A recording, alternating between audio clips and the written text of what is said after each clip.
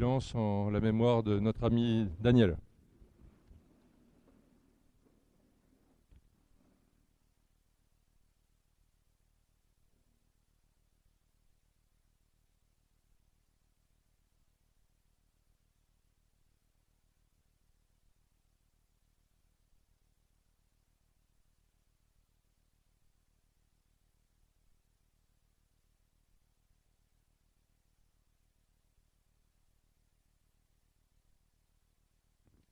Je vous remercie.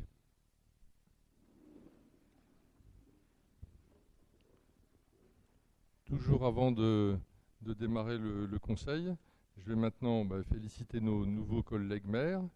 Donc, la présence de Gilbert, nouveau maire de Caunes. Donc, félicitations Gilbert. Et puis également, même s'il n'est pas là, féliciter le nouveau maire de Année, Jean Bogerman, qui est ce soir représenté par sa première adjointe, qu'on est content d'accueillir, Marie-Yvonne Thébault. Voilà pour les préambules. Nous accueillerons au prochain conseil communautaire également un nouveau conseiller communautaire de Caunes qui sera Jean-Pierre Marazzi, mais nous l'accueillerons au prochain conseil communautaire. Ce soir, Raymond Levent remplace Sandra Tixier-Maudry, et puis comme je vous l'ai dit, Marie-Yvonne Thébault remplace Jean Bogerman.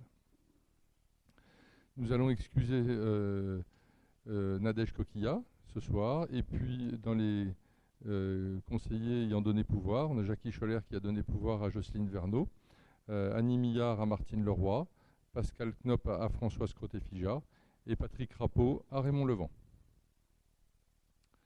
Les secrétaires de séance, quelque chose qui vous... Non ?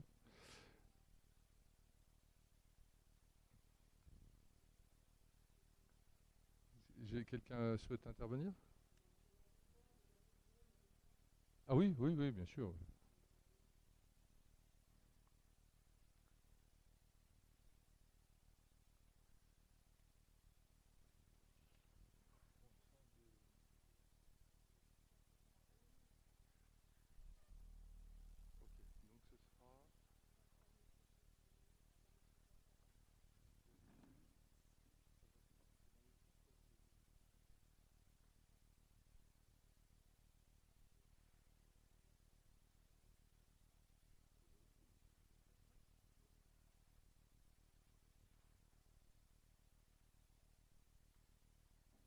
Nous avons Béatrice Boulogne qui a donné pouvoir à Corinne Colonel.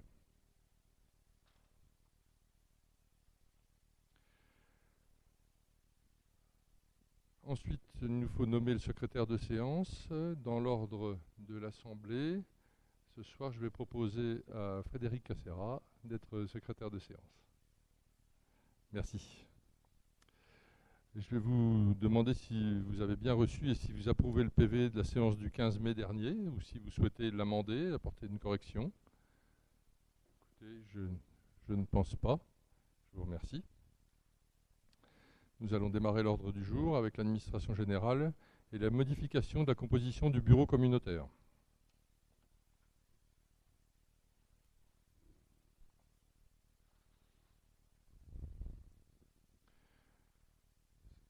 Sans lire aucun rapport, je vais vous exposer ce que j'ai pu présenter au bureau. C'est-à-dire qu'avec le décès de Daniel, je vais vous proposer que notre bureau communautaire ne soit plus composé de 10 vice-présidents, mais de 9 vice-présidents jusqu'à la fin du mandat, et ainsi de ne pas le remplacer, sachant que j'assumerai les fonctions qu'il occupait là, de responsable ressources humaines. Ça fera mécaniquement remonter tous les vice-présidents d'un rang, donc notamment Patrick Bondeux deviendra premier vice-président, ainsi de suite. Et donc nous aurons, si vous en êtes d'accord, jusqu'à la fin du mandat, 9 vice-présidents au lieu de 10. Est-ce que ça appelle des questions ? Qui est contre ? Qui s'abstient ? Je vous remercie. Je vais passer le micro à Pauline pour le rapport d'activité 2024. Bonsoir à tous. Comme oui, c'est le point 3. Comme chaque année, on vous propose le rapport d'activité. Donc, il doit être édité avant le 30 septembre et présenté au conseil municipal de toutes les communes. Donc voilà, c'est simplement de prendre acte de ce rapport qui fait un tour d'horizon de toutes nos activités et toutes nos actions en Cœur de Loire.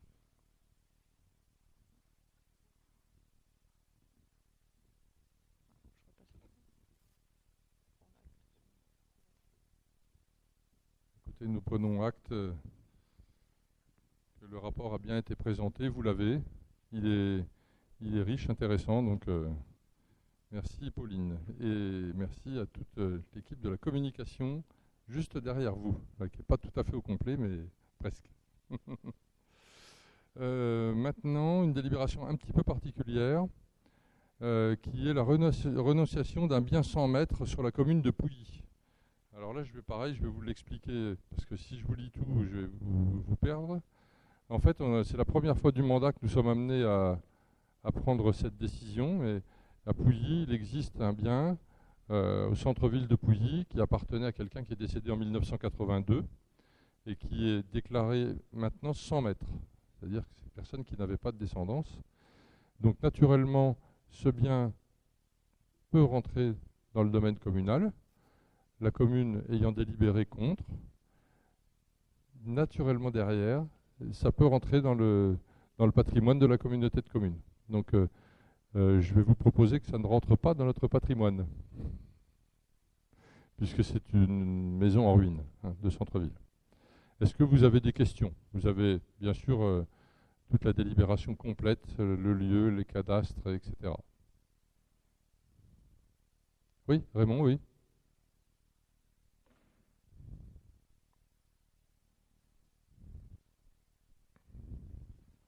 Le bien, s'il devient en péril, qu'est-ce que vous allez faire? Alors, le bien est déjà en péril. Et en fait, nous, en refusant qu'il rentre dans notre patrimoine, c'est l'État qui en devient propriétaire. Oui, mais qui assume le péril? Ben, ce sera l'État. C'est l'État qui en sera propriétaire. Ça veut dire qu'on peut reproduire ça dans nos communes? Oui. Alors, pour ça, Raymond, tu sais que les gens de la DDT, enfin, tu les connais, hein, je ne vais pas les nommer ce soir, mais on a des gens très qualifiés à la DDT pour nous accompagner sur ces sujets. Est-ce que vous avez des questions? Bon. Qui est contre? Qui préférerait s'abstenir? Je vous remercie de cette sagesse.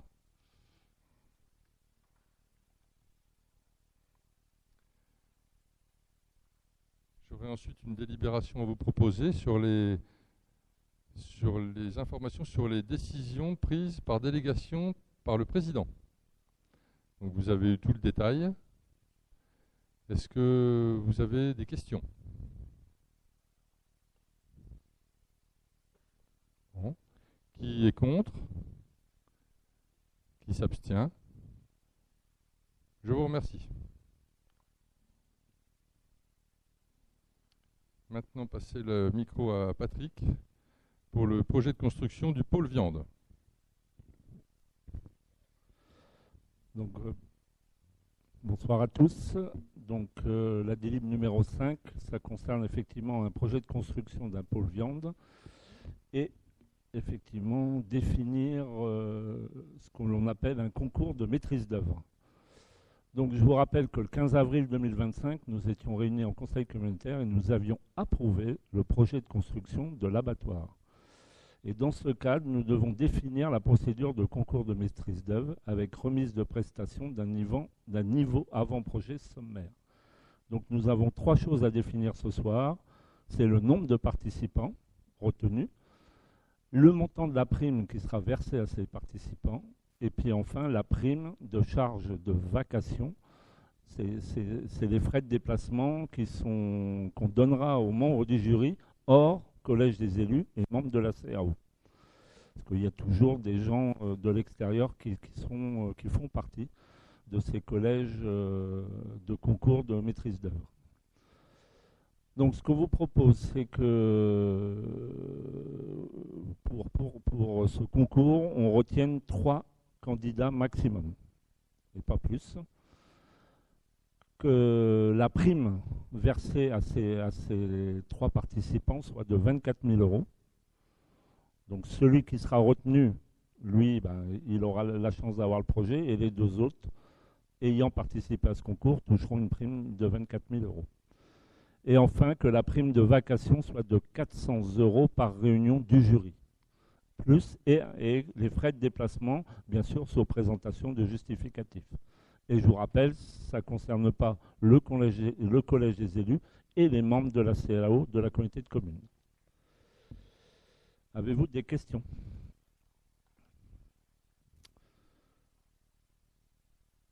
Qui? Ah, pardon. Je me permets, bon, c'est pour ça que ça ne vous interroge pas, parce que c'est une procédure habituelle de jury de concours, hein, où on est obligé de financer les cabinets d'architectes pour concourir. Hein. C'est classique, ça s'est fait pour la crèche, enfin ça se fait pour tous les gros projets. Donc qui est contre? Qui s'abstient? Je vous remercie. Alors, première délib numéro 6 qui concerne les finances. Donc ça concerne l'attribution du montant de l'attribution de compensation suite au transfert de la compétence mobilité. Donc rapidement, attribution de compensation, il y a 2 éléments, ce qu'on appelle l'attribution de compensation fiscale et la partie charge transférée. D'accord ? Et donc la CLEC, la Commission locale d'évaluation des charges transférées, qui s'est réunie en 2024, a procédé à l'examen net du transfert de cette compétence.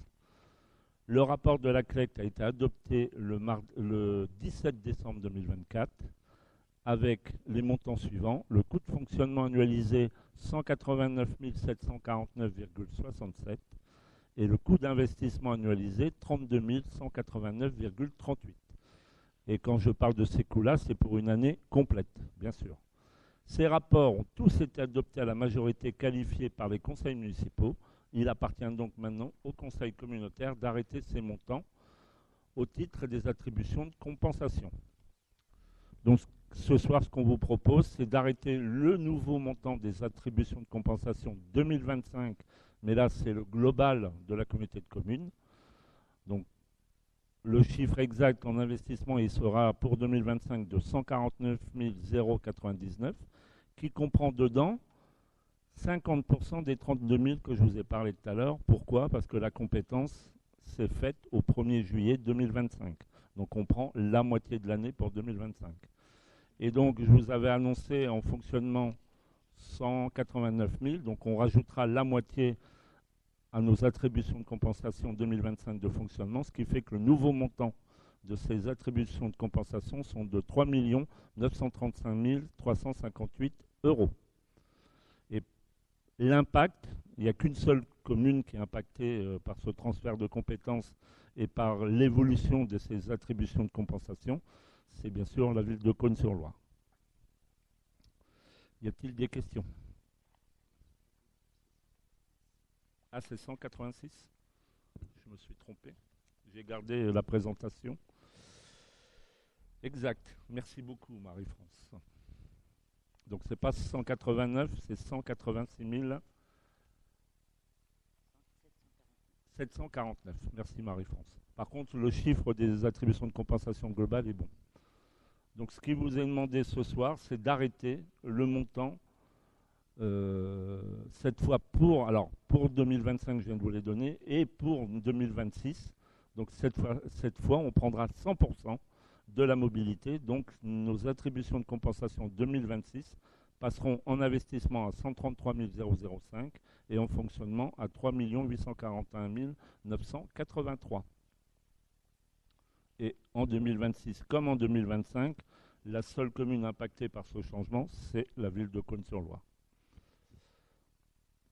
Des questions? Cosne-sur-Loire. Excusez-moi, monsieur Ponsonaille, parce qu'on va perdre Pompon. Oui, une dissidence, oui. Y a-t-il des questions? Qui s'abstient? Qui est contre? Merci beaucoup. Ah, pardon, une abstention. Non, une contre? Excusez-moi. Donc, je recommence. Qui est contre? Excuse-moi, Daniel, je ne t'avais pas vu. Donc, un vote contre. Qui s'abstient? je vérifie à ma gauche et à ma droite, personne, et donc pour les autres élus. Deuxième délibération qui concerne le fameux pacte financier et fiscal. Donc je vous rappelle, ça permet, ce fameux PFF, d'organiser les relations financières et fiscales entre l'Interco et ses communes et d'en définir les grandes orientations. En 2024, nous avions missionné un cabinet d'études pour la réalisation d'une analyse financière et fiscale de notre bloc intercommunal, je veux dire, et l'accompagnement de l'élaboration de ce pacte financier. Ça comportait 3 phases, cette étude, pour rappel. Une phase de diagnostic financier, aussi bien EPCI, communes et que l'ensemble consolidé. Une phase d'audit de nos attributions de compensation. Et une phase consacrée au levier d'action et l'élaboration de ce fameux pacte financier. Et je vous rappelle que chaque phase avait fait l'objet d'une présentation par le cabinet d'études à l'ensemble des conseillers communautaires. Ce qu'on vous propose ce soir, donc, le pacte financier, on est un petit peu, ce qu'on dirait un petit peu hors jeu, parce que normalement, il aurait dû être voté dès le début du mandat. Mais bon, le début du mandat avait été un peu spécifique avec tout ce qu'on a connu. Donc nous avions fait l'étude qu'en 2024. Et ce qu'on vous propose, c'est de ne pas attendre la prochaine mandature, mais que les prochains élus qui arrivent aient au moins un pacte financier existant et que dès le début de leur prochain mandat, ils puissent repartir de ce pacte et le retravailler s'il y a besoin. Mais dès le début, mais ils ne partiront pas d'une feuille blanche. Voilà. Donc ce qu'on vous propose, c'est que les attributions de compensation, de garder le montant actuel sans revalorisation. Au niveau du FPIC, le fonds de péréquation des ressources intercommunales et communales, de garder le dispositif de 3 communs, c'est-à-dire une répartition entre le bloc intercommunal, entre l'EPCI et les communes, en prenant en compte ce qu'on appelle le fameux coefficient d'intégration fiscale. De créer ce qui n'existait pas aujourd'hui, un fonds de concours. Donc, un fonds de concours serait octroyé par la communauté de communes qui pourrait être versé aux communes pour les soutenir dans des investissements conduisant à des économies d'énergie pour des bâtiments publics. L'enveloppe annuelle sera fixée en préparation budgétaire lors du DOB et le vote du budget, et en même temps, on créera un règlement de ce fonds de concours, afin d'expliquer comment on attribuera les aides. Voilà. Il y aura une somme définie au budget, et puis derrière cette somme, il y aura un règlement qui expliquera comment on attribue ces aides. Et enfin, d'intégrer le contrat cadre à ce pacte financier et fiscal qui existe pour cette mandature. Et puis après, on verra, les élus prochains verront si ce contrat cadre existe toujours ou pas. Je n'ai pas plus à dire, je pense qu'on en a assez parlé depuis 1 an et demi. Donc ce qu'on vous demande aujourd'hui, c'est ce qu'on vous propose, c'est d'adopter ce PFF tel que je vous l'ai décrit, et puis d'autoriser bien sûr le président à l'exécution de ce PFF, la mise en place et l'exécution. Question? Non, c'est un bip. Donc, qui est contre? Qui s'abstient? Eh bien, merci beaucoup. Ah, oh, bah décidément, elle est cachée. Je recommence. Alors, qui est contre? Daniel. Ah, alors, qui s'abstient? Qui s'abstient? 1, 2, 2, 3. C'est un pouvoir Jocelyne, donc 3. Et puis donc pour les autres. Merci beaucoup. Dernière délib au niveau finance, c'est la première DM de l'année. Donc ça concerne le budget général, le budget assainissement, le budget mobilité, le budget prévention des collectes et traitement des déchets, le budget gestion des milieux aquatiques et prévention des inondations, la GEMAPI. Au niveau du budget général, alors je vais essayer, vous avez mal les tableaux, donc je ne vais pas tout faire, parce qu'il y a des petites sommes, et puis il y en a que c'est juste des transferts entre comptes. Donc en recette de fonctionnement au niveau du général, on a régularisé des inscriptions sur un excédent de fonctionnement de 2024 de moins 790 €.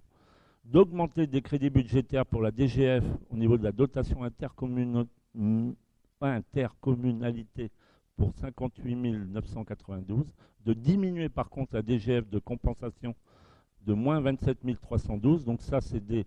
Je vous rappelle, quand on vote le budget, nous n'avons que des estimatifs et après on reçoit les vraies dotations de l'État. Donc là, on a 58 000 euros d'un côté en plus et moins 27 000 de l'autre. En dépenses de fonctionnement, nous avons besoin d'acquérir un nouveau site internet. Nous avions ouvert des crédits en fonctionnement, il faut qu'on les mette en investissement pour déployer ce site. Donc on retire les 12 500 euros du fonctionnement et on verra tout à l'heure qu'on va les retrouver en investissement. On complète par contre des inscriptions pour ce site avec des frais de maintenance à 700 euros et un hébergement à 380 euros. Il faut qu'on constate une nouvelle cotisation pour adhérer à l'Association des communes forestières de la Nièvre pour 161 euros. On complète les inscriptions pour un MNS à la piscine de Cône et Donzy pour la période estivale pour 11 700 euros.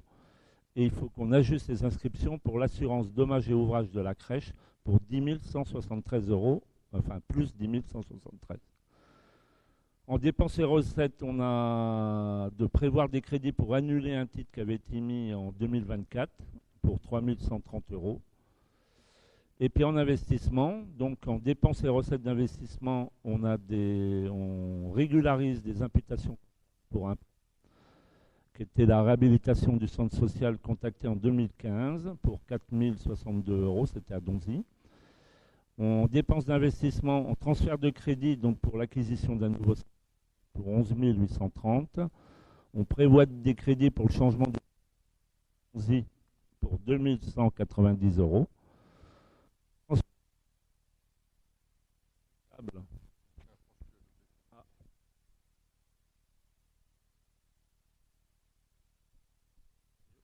Oui.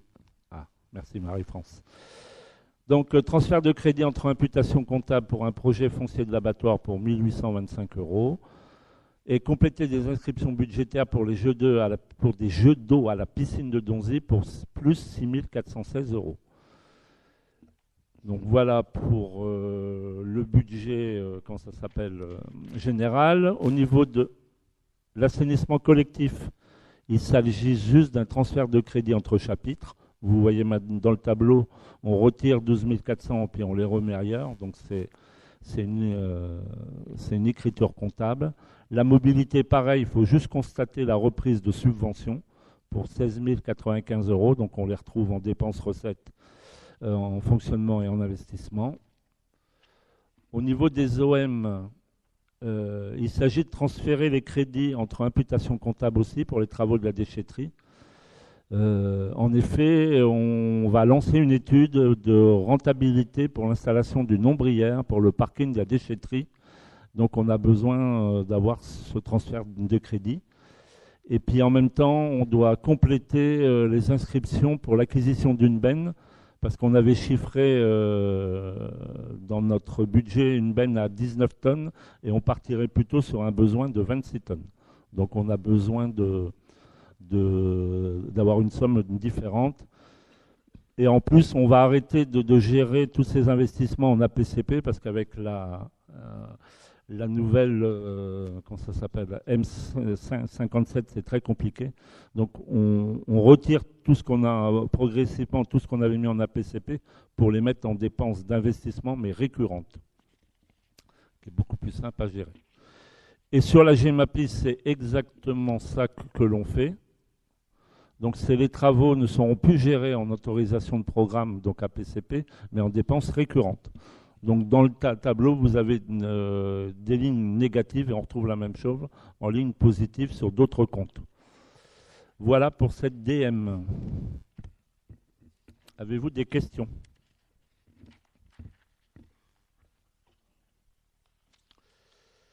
Je regarde parce que je crois qu'on doit, s'il n'y a pas de questions, on doit l'adopter, suivant tous les tableaux que vous avez et les explications. Quelqu'un s'abstient? Je regarde Daniel, c'est bon? Quelqu'un est contre? C'est bon? Non, donc c'est bon. Merci Daniel. Merci à tous. Comme l'a fait Patrick, si certains qui sont au soleil, c'est un peu trop difficile. Vous pouvez migrer vers des places qui ne le sont pas. N'hésitez pas à vous déplacer. Hein. Tu peux y aller, Pascal, tu peux. Merci, Patrick. Maintenant, une délibération sur les ressources humaines, où vous savez que j'ai l'habitude toujours de résumer, mais là, c'est une délibération assez technique, donc je ne pourrais pas faire l'impasse de vous en lire au moins une partie. Elle porte sur les indemnités horaires pour travaux supplémentaires, dit IHTS. Depuis la fusion des 3 collectivités, communauté de communes Loire-et-Nohain, Andonziais et Loire-et-Vignoble, il convenait de délibérer à nouveau sur les indemnités horaires pour travaux supplémentaires, dit IHTS. Cependant, aucune délibération explicite n'a été prise à ce sujet depuis la fusion, ni lors de l'instauration du RIFSEP. Ce sujet a été évoqué lors de l'instauration du dernier règlement intérieur des services en vigueur depuis le 1er janvier 2025, notamment l'article 31. Le CST avait donc été sollicité lors de la séance du 28 novembre 2024 et conformément au décret 2002-60 du 14 janvier 2002 relatif aux IHTS, la compensation des heures supplémentaires peut être réalisée en tout ou partie sous la forme d'un repos compensateur, à défaut de compensation sous forme d'un repos compensateur, donc ça je dis 2 fois la même chose. Les heures supplémentaires accomplies sont indemnisées. Néanmoins, seuls les agents relevant des grades de catégorie C et B peuvent prétendre au versement de l'IHTS. Il est rappelé que les heures supplémentaires ne peuvent excéder 25 heures par mois et par agent. Donc ensuite, je peux vous le résumer, puisque l'IHTS, vous savez, il y a des heures majorées à partir pour les 14 premières heures, les 11 heures suivantes, etc. Il y a des tranches, vous avez tous les éléments. En réalité, c'est quelque chose qu'on applique déjà, mais sur lesquels nous n'avions pas délibéré. Donc, est-ce que vous avez des questions? Bon. Qui est contre? Qui s'abstient? Je vous remercie. Je vais maintenant passer le micro. Non, Daniel, tu as déjà un micro. Pour 2 rapports sur les piscines, la première de Donzy, ensuite de Caunes. C'est ça. Ça va vous faire du bien, un petit peu d'eau là. Voilà. Donc le premier point, c'est sur la piscine de Donzy. C'est le plan d'organisation de la surveillance et des secours, et en même temps, on passera au règlement intérieur. Donc, le plan d'organisation de la surveillance et des secours, il doit être régulièrement mis à jour pour l'adapter exactement au fonctionnement de l'établissement. Ça permet de prévenir les accidents qui sont liés aux différentes activités, de préciser quelles sont les procédures d'alarme à l'intérieur de l'établissement, et également les procédures d'alerte des services extérieurs, et également de préciser les mesures d'urgence qui sont définies en cas de sinistre ou d'accident. Donc, il faut également, dans ce cadre-là, adopter également le règlement intérieur au fonctionnement de la piscine. Donc, sur le règlement intérieur de la piscine, il y a une modification, c'est le changement des horaires. C'est peut-être mon téléphone. C'est encore micro à changer.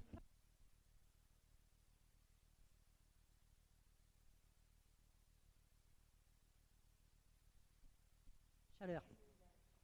Bon. Mais c'est normal parce qu'à Neuvy, c'est la même clim qu'on a eu à la salle des fêtes dimanche. C'est juste un problème de réglage. Sinon, ça marche bien la clim à Neuvy. Passons, nous allons à la piscine. Ben, j'ai exactement la même que toi, mais je suis en train de suivre une formation pour la régler. Oh, bah, bon. Allez, repartons à la piscine. Alors, sur le règlement intérieur de la piscine de Donzy, il y a une modification, c'est la modification des horaires. La piscine est ouverte du lundi au samedi de 11h30 à 13h et de 14h à 19h. Et le dimanche, c'est 10h, 13h et 14h, 19h. Et il y a des cours de natation qui sont proposés le matin de 10h15 à 11h15. Cette modification est due à ce que l'année dernière, on avait fait une tentative de laisser l'ouverture en continu et ça n'a pas porté ses fruits. Donc, on revient à une fermeture entre 13h et 14h. Pour permettre justement au niveau du règlement, on trouvait une solution pour que les usagers qui viennent le matin puissent également, avec le même ticket, profiter de la piscine l'après-midi. Donc, il suffira que le nageur du matin signale à l'accueil qu'il souhaite nager également l'après-midi et ce même ticket lui servira d'entrée sans qu'ils aient à repayer. Et on a précisé également que l'utilisation des masques et des lunettes en verre était interdite. Voilà les deux modifications qui sont à prendre en compte sur la piscine de Donzy. Est-ce que vous avez des questions, des remarques? Alors c'est parfait. Est-ce qu'il y a quelqu'un qui est contre? Deux contre. Est-ce qu'il y en a qui s'abstiennent?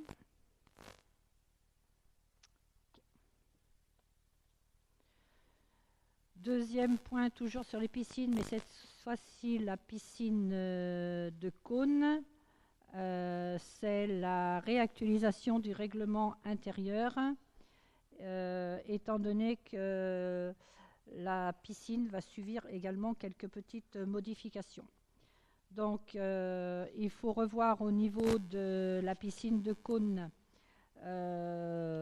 la tenue. Donc, le port du maillot de bain est autorisé, les boxers et les shorties, y compris pour les jeunes enfants. Ce qui n'est pas autorisé, c'est le caleçon. Il est également demandé à ce que les parents et les accompagnateurs soient vigilants. Ils sont responsables de leurs enfants, la piscine n'étant pas une garderie. Il est également demandé qu'on va mettre en place et ouverture logiquement d'ici fin juillet. On va mettre des structures d'eau à l'extérieur. Donc on a apporté également des modifications au règlement. Comme quoi, toujours pareil, tout ce qu'il fait, c'est sous la responsabilité des parents, qu'il est interdit de manger dans la structure, manger et boire à l'intérieur des structures. Qu'il sera interdit de courir et de grimper sur les différentes structures qu'on a mis en place. Enfin bon, les règlements traditionnels qu'on retrouve au niveau de ces structures de jeux d'eau extérieures. Et il a fallu apporter une précision également, c'est qu'il est interdit de manger au bord des bassins, mais également dans les vestiaires, la piscine n'étant pas un restaurant. Et puis également les objets qui sont oubliés. La piscine les garde durant 3 semaines. Au bout de 3 semaines, on pourra réutiliser ou recycler ces objets parce que sinon la pile augmente très très vite. Voilà les modifications qui sont apportées sur le règlement intérieur de la piscine de Caunes. Est-ce que vous avez des questions? Non. Est-ce qu'il y a des personnes qui s'abstiennent? Des personnes qui veulent contre? Eh bien, je vous remercie. Merci bon Daniel. séjour à la piscine. Merci Daniel. Je vais maintenant donner le micro à Marie-France pour l'unité de production culinaire et notamment une excellente nouvelle puisque c'est un partenariat avec nos voisins.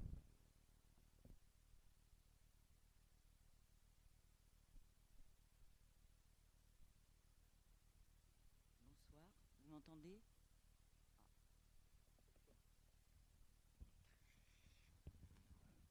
T'as pris toute la place. Vous m'entendez là? Bon. Et là? Oui. Bonsoir à tous. Alors, la délibération qui est soumise à vos votes ce soir concerne une convention avec la communauté de communes des Bertranges qui souhaite mettre en place avec la communauté de communes Cœur de Loire à partir du 15 juillet prochain une convention pour produire les repas, faire produire les repas par notre unité de production culinaire pour leur portage à domicile. Donc cette convention que vous avez reçue et que vous avez dû lire, elle porte sur des points importants. Donc l'unité de production culinaire se chargera uniquement de la production. Pour ce qui est de la livraison, le personnel, la gestion des véhicules, les inscriptions, les facturations, etc., ce sera géré par le Centre d'action sociale des Bertranges. Le tarif sera le tarif issu de la grille sanitaire en vigueur aujourd'hui, qui est de 6,60 €. Nous facturerons 290,12 € par an pour qui correspondent. Alors attendez, pour l'acquisition de bacs pour la livraison et pour les frais d'eau et de produits à nettoyer pour leurs véhicules. Les livreurs des Bertranges feront le lavage de leurs véhicules à l'UPC et stationneront sur le parking de l'UPC. La communauté de communes des Bertranges aura, là je ne sais pas ce qui est marqué, oui, auront leur propre véhicule. Donc le nombre de repas à confectionner chaque jour, c'est entre 30 et 40. Les modalités financières, je viens de vous les donner. Alors bien sûr, la convention fixe les engagements de chacun dans cette convention. Et cette convention aura une durée de vie jusqu'au 31/12/2025. Elle sera reconductible, mais revue avec les tarifs de 2026, et notamment qui seront revus un peu à la hausse compte tenu des contenants dont on aura besoin, et notamment des contenants en inox. Voilà. Donc je vous propose d'approuver cette convention et d'autoriser notre président à signer cette convention. Est-ce qu'il y a des questions? Est-ce qu'il y a des abstentions, des votes contre? Merci. Merci Marie-France. Si tu veux passer le micro à Pascal pour une modification des tarifs du SPAN qui vous sera proposée.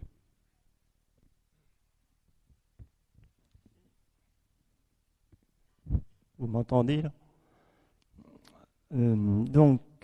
Pour faire suite au contrôle de légalité du budget 2025 SPANC, il est nécessaire de revoir les tarifs afin que le budget puisse s'équilibrer en dépenses et en recettes sans abondement du budget général. Le Conseil communautaire, sur proposition du président, après avis favorable du bureau communautaire, propose d'appliquer les tarifs suivants à compter de la date à laquelle la délibération sera rendue exécutoire, quelle que soit la date de demande de la prestation. Donc pour le 9, ça passerait de 118,49 à 127,27. Pour les ventes, de 145,45 à 154,55. Pour l'entretien, ça passerait de 36,36 à 38,19. Et pour le bon fonctionnement, de 54,55 à 57,28. Donc, il vous est proposé de fixer ces tarifs ci-dessous pour le service SPANC. Y a-t-il des questions? Y a-t-il des abstentions? Y a-t-il des contre? Je vous remercie. Merci Pascal. Maintenant, la parole à Michel sur la vente de composteurs. Alors, Cœur de Loire a fait l'acquisition de composteurs individuels pour doter les foyers plus fort. Je vais manger le micro. Alors, de doter donc les foyers de son territoire. L'achat a été réalisé sur une estimation du nombre de foyers avec jardin sur le territoire et sur les demandes enregistrées durant l'année 2024. En 2025, cette demande est moins importante. Il vous est proposé de céder une partie du stock à la communauté de communes des Bertranges qui va s'engager dans une distribution de composteurs. Il est proposé de céder les composteurs au prix d'achat, à savoir 36,45 € TTC. Donc il vous est proposé de fixer le prix de vente à 36,45 € TTC, d'autoriser la vente de composteurs par cœur de Loire à la communauté de communes des Bertranges. Voilà, donc l'estimation était trop importante et donc on a beaucoup de stock. Donc nous allons en céder à nos voisins des Bertranges. Est-ce qu'il y a des questions? Oui. Donc c'est Pascal qui parle, ça n'est pas moi. Combien nous reste-t-il de composteurs? Je n'ai pas le chiffre. Nous n'avons pas le chiffre, Pascal. Voilà. Voilà, le collègue il est au courant de tout, lui, c'est tout. Je sais pas. Combien? C'est plus? Oui. On donnera le bon chiffre. Je n'étais pas sûr. Voilà. Est-ce qu'il y a des oppositions, des contre? C'est adopté, merci. Merci Michel. Je vais maintenant reprendre la main pour vous proposer une délibération sur la précision sur la compétence attractivité médicale. Alors, vous savez que nous avons créé une commission. Précédemment, je vais vous le résumer, mais précédemment, notre compétence était définie de la sorte: création et gestion de la maison des étudiants en santé, recherche de médecins généralistes et aide à l'installation. On a décidé de l'élargir puisque vous savez que la situation des médecins généralistes était extrêmement mauvaise il y a quelques années. Elle s'est améliorée sur notre territoire. Malheureusement, c'est la situation des médecins spécialistes qui s'est dégradée, on peut dire, assez largement.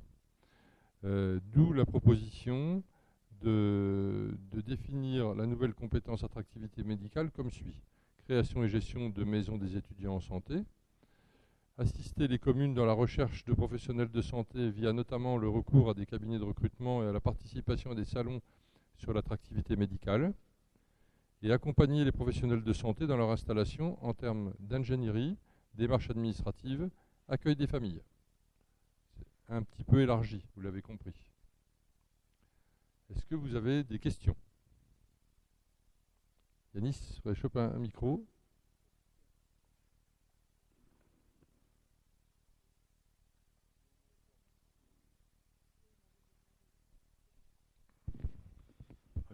Oui, bonjour à toutes et à tous. Excusez-moi mon retard. La question, c'est qu'est-ce que veut dire assister les communes dans leur recherche de professionnels de santé? C'est-à-dire, est-ce que la communauté de communes conserve en fait l'initiative de porter les missions de chasseurs de tête ou pas? Non, la mission de recherche, la compétence santé, elle appartient aux communes. Ce qu'il est proposé là, c'est d'assister sans prendre la compétence santé. Bien sûr, chacun souhaitera la conserver, c'est normal, mais c'est une assistance. Là, on l'a élargie. Je dirais qu'elle était un peu restrictive aux médecins généralistes. C'était surtout pour l'élargir à toute spécialité. Mais de rester dans l'assistance aux communes et sans prendre complètement la main, quoi. Le faire en coopération.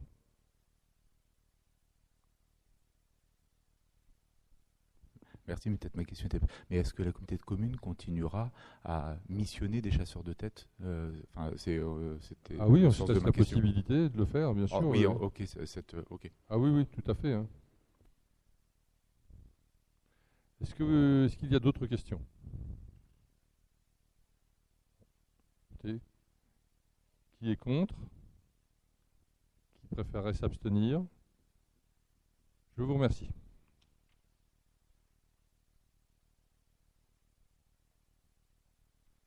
Maintenant, passer le micro à Gilbert pour la partie habitat. Merci Monsieur le Président, Mesdames, Messieurs. Mobilité. Alors, oui, il y a plusieurs plusieurs délibérations. Donc voilà, donc là la première, donc c'est la demande de financement donc à la région pour les missions donc information et conseil donc en énergie dans le cadre du pacte Espace Conseil France Rénov'. Donc on en avait débattu hein, donc au conseil du précédent, donc c'était le 27 donc, mars, hein, donc là-dessus hein, sur le pacte où on avait demandé donc à la région donc un montant donc de 25% sur l'ensemble donc des volets 1 et 2. Donc aujourd'hui donc la région donc a décidé donc de cofinancer seulement une partie hein, donc de l'information conseil et orientation sur la thématique de l'énergie pardon. Donc c'est seulement une partie donc du volet 2.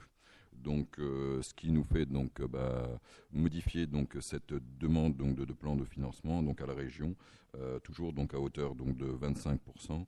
Donc cette fois-ci donc de 5194 donc euros, alors qu'on en avait demandé donc sur l'ensemble des deux volets donc à l'époque donc 12 587. Hein, donc il y a une petite donc baisse, mais on est obligé donc de revoter donc là-dessus hein, parce que la région donc s'est désengagée sur une partie donc de ce pacte hein, parce qu'on n'avait pas encore donc les critères définitifs. Mais nous on était quand même partis sur ce montant donc de 25%. Donc voilà, donc il vous est demandé donc aujourd'hui de valider cette demande donc d'aide financière donc à la région et puis d'approuver donc le plan de financement donc tel que vous l'avez hein, donc toujours pareil donc avec l'ANA à 50% et la communauté de communes Cœur de Loire donc à 25% pour le restant, le total. Est-ce qu'il y a des questions? Pas de questions. On passe au vote. Qui est contre? Qui s'abstient? Adopté à l'unanimité, je vous remercie. Alors le point suivant, donc c'est le renouvellement de la convention donc du Fonds nivernais d'aide à la maîtrise donc de l'énergie, le FNAM.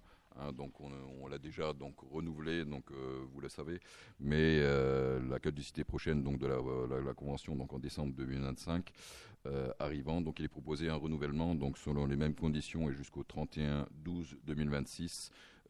Afin donc de mettre à jour donc certains termes et d'harmoniser surtout donc au niveau départemental les dates d'échéance donc des conventions des EPCI signataires.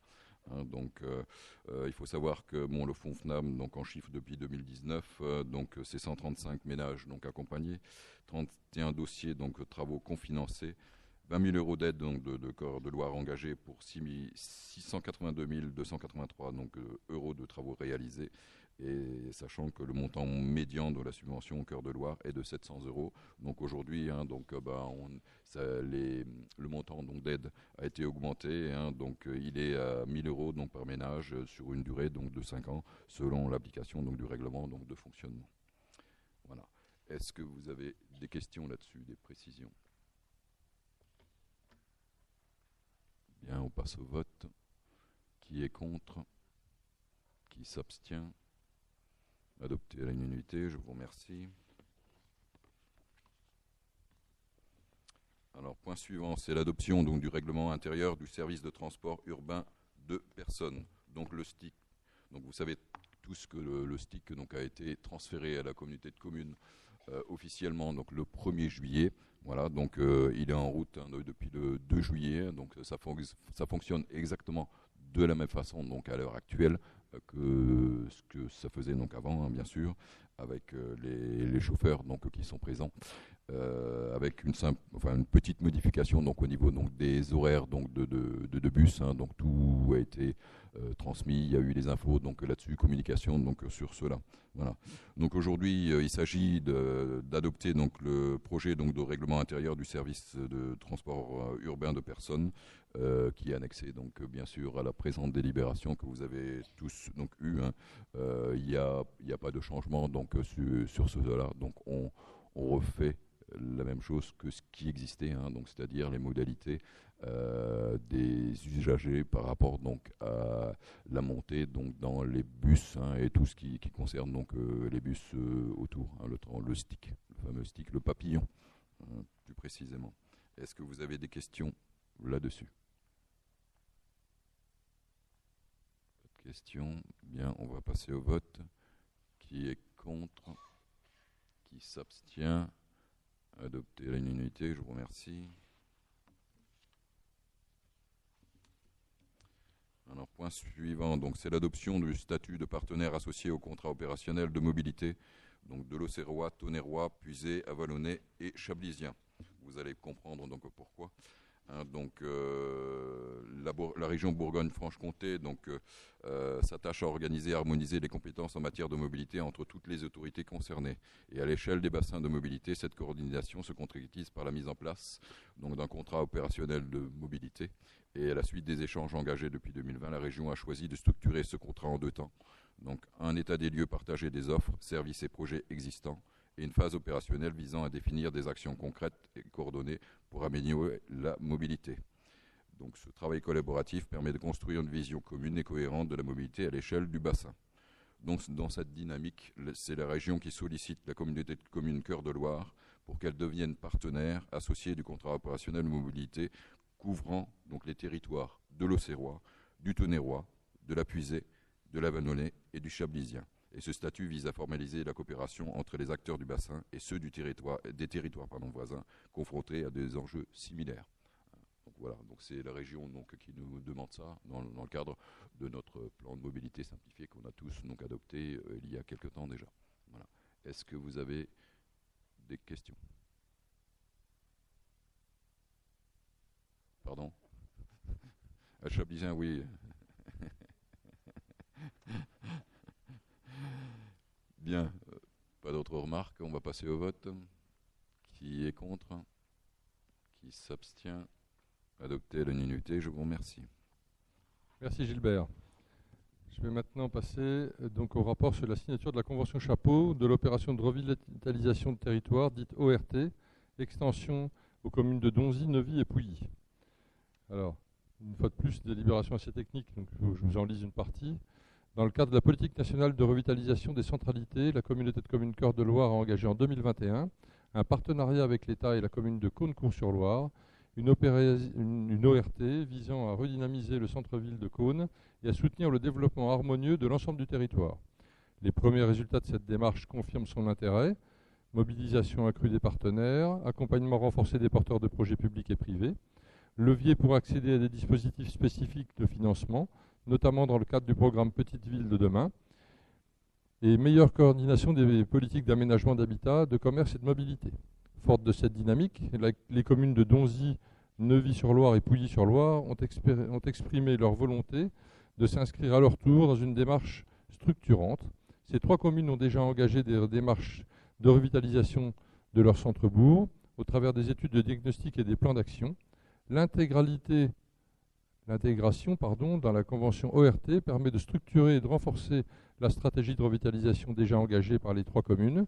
Elle offre un cadre partenarial avec l'État et d'autres acteurs, la mobilisation d'ingénierie et d'accélération des projets. Alors ce n'est pas un sujet nouveau. Depuis 2021-2022, on commençait déjà à se réunir avec les services de l'État pour étendre l'ORT aux trois communes en dessous de Caunes qui sont parfaitement réparties sur le territoire. Vous les connaissez, Neuvy, Donzy et Pouilly. Est-ce que vous avez des questions? Non. Bon, bah écoutez. Qui est contre? Qui s'abstient? Je vous remercie. Alors, rapidement maintenant, je voulais vous dire si ce conseil a pu sembler vraiment assez rapide, il n'empêche qu'il résulte du travail intense des agents des services, que je voudrais remercier devant vous, à tous les niveaux de la hiérarchie, mais également au travail vraiment appuyé des commissions qui se réunissent beaucoup, vous le savez, un certain nombre a participé à beaucoup de commissions et ça donne ce travail et ce consensus trouvé, cette recherche de consensus qui fonctionne bien chez nous. Je voudrais remercier le public nombreux de sa présence et puis je vais demander une dernière fois si vous avez des questions, parce que sinon je vais clore ce conseil communautaire en vous souhaitant bien sûr un bel été, mais en vous souhaitant également de belles rencontres entre nous, puisqu'il y a beaucoup de fêtes. Et moi, j'espère bien que j'en ferai beaucoup. Alors n'hésitez pas. Ça, c'est toujours un grand plaisir de participer à toutes les fêtes sur notre territoire. Alors,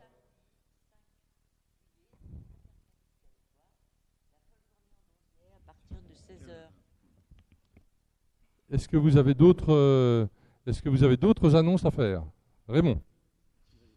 J'arrive pas à les allumer. Si, c'est bon, il est allumé, c'est quel soleil? Oui, moi j'ai deux questions. La première, ça concerne le SCOT AEC. J'aurais voulu qu'on fasse le point de la situation de ce projet. Dans la mesure où il y a un certain nombre d'habitants qui ont participé à beaucoup de réunions et qui voudraient savoir un peu où on en est, nous. D'accord. Je te laisse poser la deuxième. La deuxième, ça concerne les stations d'épuration du Donzier. Alors, je vais te répondre pour le mieux, Raymond. Alors, pour la deuxième, enfin, t'en sais autant que moi, hein, mais je vais quand même répondre publiquement. Pour la première, vous êtes sans doute une partie à savoir que le chargé de mission, Scott, ne fait plus partie, est suspendu de ses fonctions pour le moment, ce qui n'entrave absolument pas l'avancement de notre Scott. Aujourd'hui, notre Scott il y a une partie du SCOT, c'est la trajectoire ZAN, qui est en discussion avec l'État. Donc c'est la raison pour laquelle ça fait son cheminement, puisque vous savez qu'on doit emporter l'accord des personnes publiques associées, notamment de l'État, et que là, aujourd'hui, on est au stade d'analyse et d'étude de la trajectoire ZAN sur les 3 prochaines décennies, enfin sur les 2,5, puisqu'on est en 2025. Donc voilà pour le SCOT. Donc le SCOT, tout va bien, il avance. Concernant la reprise, enfin concernant l'assainissement collectif et notamment le service commun. Alors, je suis un peu étonné de ta question, Raymond, mais je te dis, je vais répondre quand même. La loi annoncer comme devant transférer la compétence eau et assainissement aux communautés de communes, qui est annoncée depuis des années, au 1er janvier 2026, ça a été maintes fois reporté, mais comme cette fois nous y préparions, puisqu'il y a une étude en cours, a été complètement vidée de sa substance et complètement annulée, ce qui fait que maintenant nous savons qu'au 1er janvier 2026, la compétence ne sera pas transférée automatiquement. Donc il n'empêche que l'étude n'est pas finie, donc nous continuons à travailler et tout ce que nous avons fait est vraiment utile. Ça permet notamment, lorsqu'il peut y avoir un pépin ici ou là, je pense notamment à une interconnexion qui est en cours de travaux sur une partie de notre territoire. Enfin, toujours est-il que maintenant chaque commune redevient maître de la situation. Bien sûr, ça a été quand même présenté en commission, même si, comme tous les sujets, quand ce n'est pas imposé, tous les sujets sont ouverts, évidemment, la commission a préféré ne pas prendre cette compétence. Voilà. Bon. Lorsque nous l'avons présenté aux communes, alors pour rappel, comme la loi était annoncée depuis longtemps, elle nous avait permis de créer un service commun pour quelques communes de l'ex-communauté de communes Andonziais et de maintenir un service commun dans l'attente de transfert de compétences. Ce transfert de compétences n'ayant pas lieu, le service commun ne peut subsister. Il n'empêche que le rôle de la communauté de communes, c'était dans un premier temps d'informer les communes. Alors que ça a été fait dans une réunion il y a peu de temps. Bon, il y a eu une grosse surprise, etc. Mais le but de la communauté de communes, c'est de ne pas laisser tomber. Donc on a dit qu'on accompagnerait vers ce changement. Depuis, j'ai été sollicité pour essayer d'obtenir un délai, c'est-à-dire que ça ne s'applique pas au 1er janvier 2026, mais au 1er janvier 2027. Donc chose que j'ai transmis et j'ai sollicité les services de l'État dans ce sens. Il n'empêche que nous devons avancer et que nous avons prévu une première réunion de concertation sur toutes les communes sans restriction, hein, pas l'ex-communauté de communes Andonziais, puisque vous savez qu'on évite, nous, de parler des anciens territoires. Nous ne sommes plus qu'un territoire maintenant depuis 8 ans. Nous avons invité donc la semaine prochaine toutes les communes de la communauté de communes qui ont au moins une partie d'assainissement collectif à une réunion. Voilà. Pour travailler ensemble à ce qui pourrait être peut-être, je ne sais pas, un syndicat, enfin, essayer de créer quelque chose et de ne pas redonner comme ça, sans accompagnement, aux communes qui peuvent se sentir démunies, et je le comprends. Donc, première chose, on a demandé un délai. Deuxième chose, on accompagne. Alors, bien sûr, Julie, que vous connaissez, elle travaille toujours sur le sujet. Et la dernière chose, c'est que je pense qu'on aura du mal à le faire d'ici la fin de l'année, mais que dans les mois qui arrivent et sur le début du mandat suivant, j'espère que les élus qui nous succéderont s'empareront rapidement du sujet, nous puissions trouver une solution, pas uniquement pour les communes ex-Andonziais, mais pour toutes celles qui souhaitent rentrer dans un service qu'on pourrait appeler un service commun, mais qui pourrait plutôt être un syndicat. Bon. Voilà, je vous ai résumé la situation. J'espère que c'était ce qui était attendu. Raymond ? De l'information sur le sujet. Parfait. Eh bien, écoutez, je vous repose la question. Est-ce qu'il y a des nouvelles questions ? Benjamin ? Un micro, s'il vous plaît.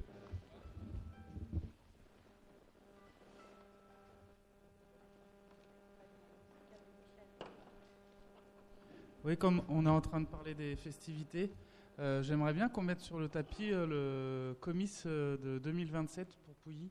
À Pouilly, pardon. J'aimerais bien que les communes qu'on commence tous à travailler dessus, puisqu'on est là. Ce serait bien qu'on puisse faire un beau comice. Écoute, merci de nous interpeller sur le sujet. On l'a tous en tête. Alors, il y aura avant la fête de la ruralité, puisque ce ne sera pas vraiment un comice pour l'ex-canton de Donzy. Et évidemment, moi, je suis aussi, en tant que maire de Tracy, là, du coup, et pas président de Cœur de Loire, partant pour travailler sur le comice 2027 à Pouilly. Il faudra emporter l'avis de toutes les communes, évidemment. Merci pour cette intervention, Benjamin. Est-ce qu'il y a d'autres demandes d'intervention ? Pascal ? Oui, et n'oubliez pas surtout le marché de Saint-Malo le 20 juillet. Vous serez bien reçus. Il y a à manger, à boire, il y a tout ce qu'il faut. Merci Pascal. Est-ce qu'il y a d'autres demandes d'intervention ? Yanis prend un micro peut-être. C'est juste pour dire qu'il y a un garçon la note demain à Villechaux, à la salle des fêtes Patrick Jovet, avec des chanteurs qui sont du cru, c'est-à-dire des habitants historiques. Voilà. Merci Pascal. Pensez pour ça, parce que les annonces... Excuse-moi Yanis, monsieur le maire, Gilbert, d'annoncer ça alors que c'est Cône normalement. Alors, les annonces c'est bien, mais pensez à envoyer des mails, pensez à envoyer des penses-bêtes, parce que sinon il y aura tellement de manifestations cet été. Yanis ? Oui, mais pour rassurer tout le monde sur l'agenda, Garçon-la-Note, c'est presque tous les soirs à compter du mercredi. Donc c'est assez simple en termes d'agenda. Ça évite un souci, on peut y aller spontanément. Non, ma question, j'ai pas eu la spontanéité de la poser tout à l'heure sur les questions de santé, puisqu'il y a le dispositif des médecins juniors qui va être en place, donc potentiellement... On est déjà un territoire attractif avec les médecins internes, notamment sur nos maisons de santé. Je pense aussi aux internes qu'accueillent les médecins à Cône. Ma question, c'était sur la maison des internes. Quel calendrier on a, puisque ces logements pour accueillir ces futurs médecins juniors peuvent être cruciaux. Merci. Alors, le calendrier, je ne peux pas vous donner vraiment de calendrier. La seule chose que je peux vous dire, c'est qu'on s'est réunis encore hier sur le sujet, tout à l'heure, dans une discussion informelle avec Gilbert, on a parlé des diagnostics qui sont en cours. La session devra être faite, parce que le diagnostic aussi, il va peut-être nous faire... ça peut engendrer des travaux. Du coup, voilà où nous en sommes précisément, mais le but, c'est d'aller vite. Et dans la réunion que nous avons eue en début de semaine, c'était pas la semaine dernière, on a déjà un certain nombre d'estimations qui nous montrent que à peu près l'enveloppe de travaux. Voilà, donc on avance sur le sujet. Maintenant, l'étape suivante, ce sera vraiment les diags et la session. Merci Yanis. D'autres demandes d'intervention ? Oui, Stéphanie. Bonsoir. Alors j'en profite dans la continuité de Pascal. Au lieu de faire des rappels, on vous a apporté un petit calendrier d'un été à Cône. Donc voilà, vous vous servez, c'est sur le comptoir. Merci Stéphanie. Est-ce qu'on a des signatures ce soir ? Non?